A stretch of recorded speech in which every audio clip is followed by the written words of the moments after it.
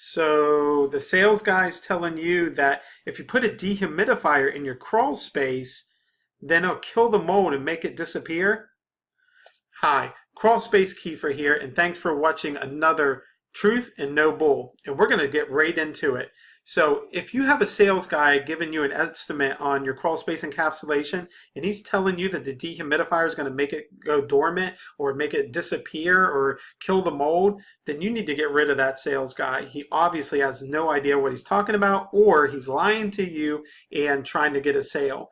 What you really need to do is if you have mold, you have to first find the source of moisture that's in excess, then turn around and fix those sources. Most likely, if you're talking about a crawl space, that would be bulk water coming in and also high humidity.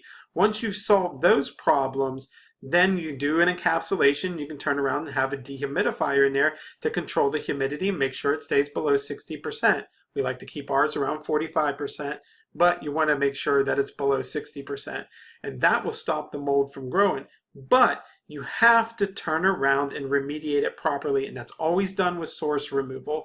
So make sure that you're getting a proper remediation. That means remove the insulation, clean all the floor joists, turn around, and then fix the moisture sources, and make sure that you put a dehumidifier in to control the humidity, not to kill the mold.